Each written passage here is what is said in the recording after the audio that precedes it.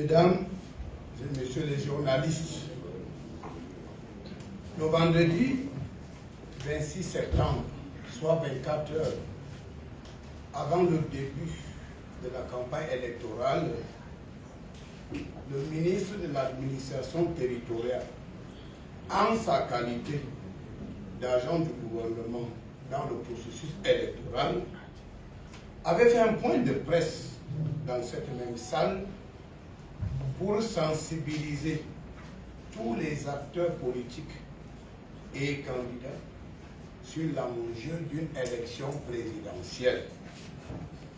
Aujourd'hui, vendredi 10 octobre 2025, soit 24 heures avant la fin de la campagne électorale, le MINAD a jugé nécessaire de faire un autre point de presse, cette fois-ci à l'intention des candidats, des observateurs, des ONG et des associations de la société civile, afin que tout le monde soit au même niveau d'information. Pendant près de 2 semaines, les candidats au scrutin présidentiel ont sillonné le pays dans la limite de leurs moyens. Les candidats se sont exprimés librement.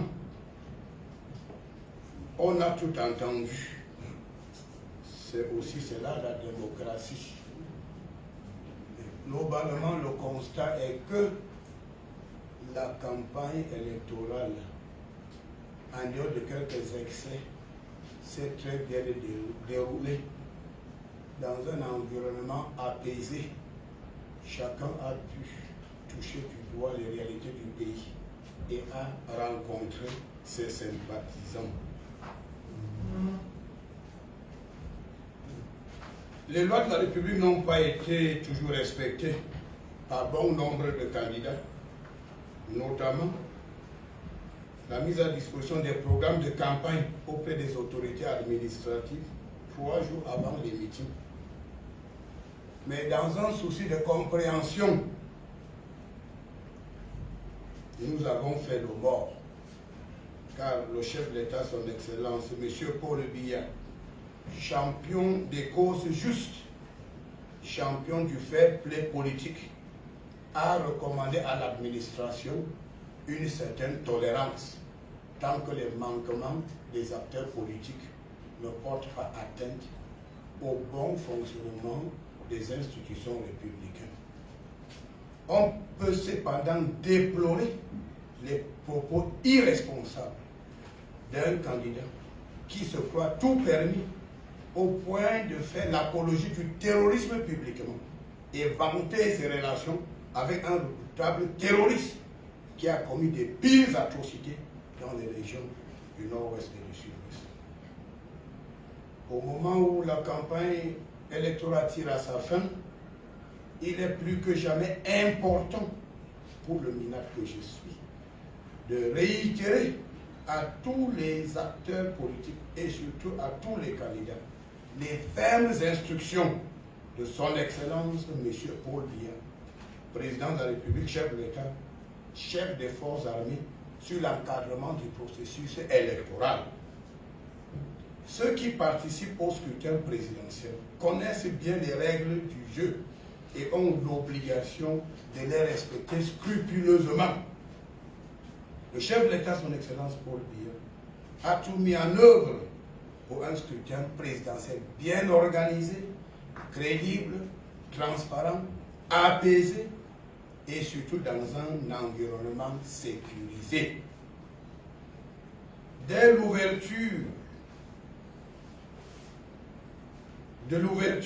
à la clôture des bureaux de vote, l'administration territoriale, à travers les gouverneurs de région, préfets, sous-préfets, prendra les mesures idoines pour assurer le bon déroulement du scrutin présidentiel. L'ordre public sera renforcé sur l'étendue du territoire national.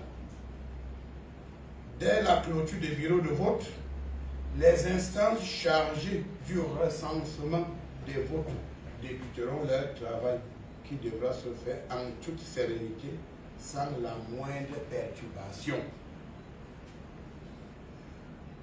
Depuis bientôt 10 jours, j'entends parler des plateformes créées par un candidat à l'élection présidentielle pour soi-disant recenser les bulletins de vote dans les 10 régions.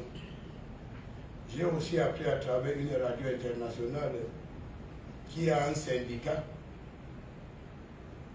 de je ne sais quoi qui aurait mis en place une plateforme pour recenser et proclamer les résultats du scrutin présidentiel. Il y a aussi cette initiative d'une jeune avocate à Douala qui aurait mis sur pied une plateforme, application pour recenser et proclamer les résultats du scrutin présidentiel. Je voudrais rappeler à tous les candidats et surtout à ceux qui tapent dans l'ombre, coalisent avec des personnes de moralité douteuse et qui ont pour agenda caché d'activer ces plateformes illégales. Je leur dis sincèrement d'abandonner cette aventure criminelle, diabolique et dangereuse vouée à l'échec.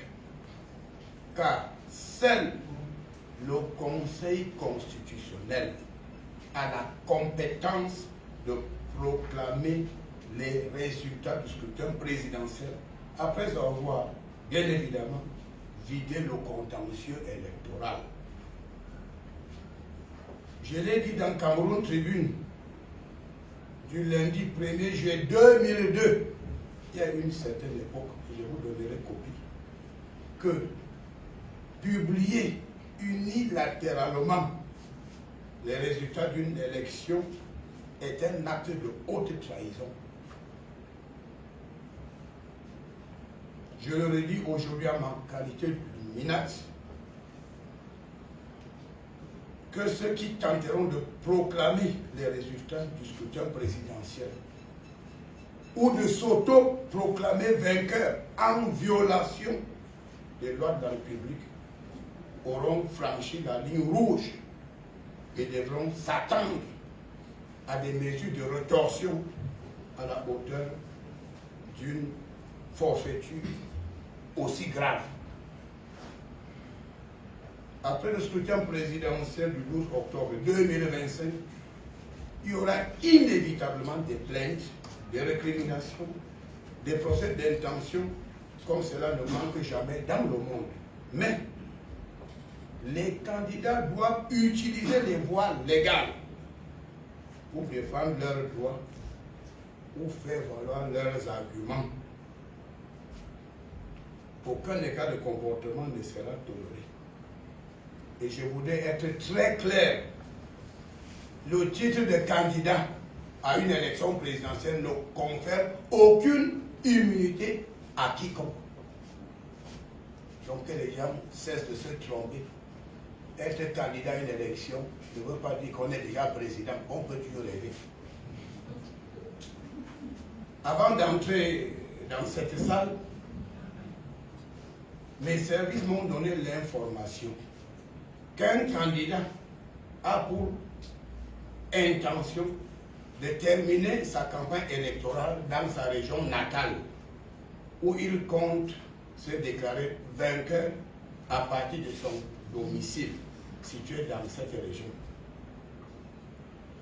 Que ce candidat qui nourrit de telles idées rétrogrades et diaboliques sache que les portes de sa maison ne sont pas des portes blindées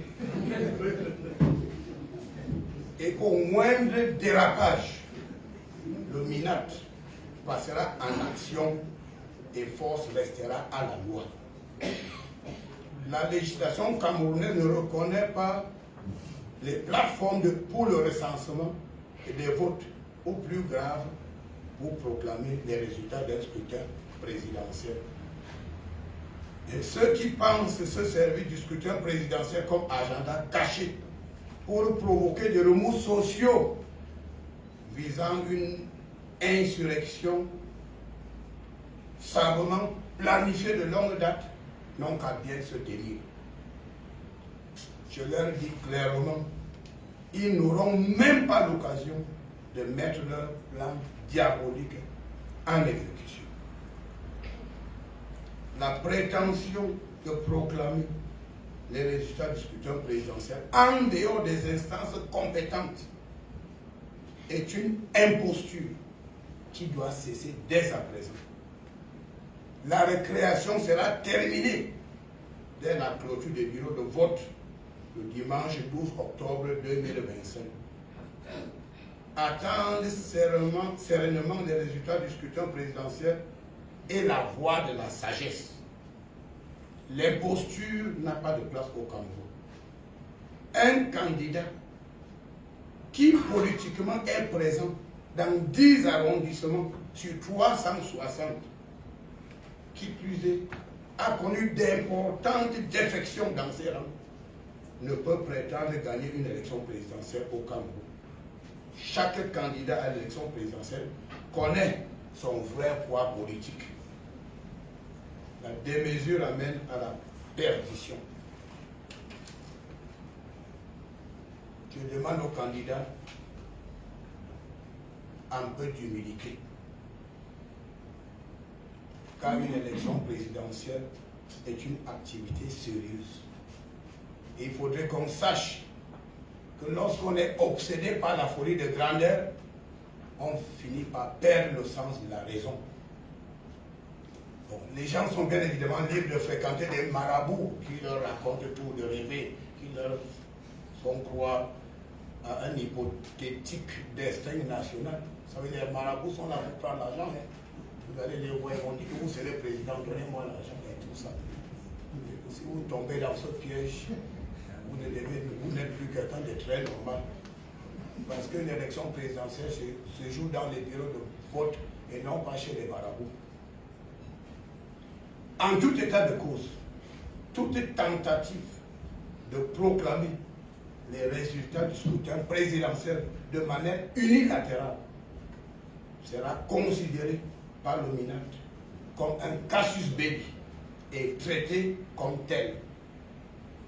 Force restera à la loi.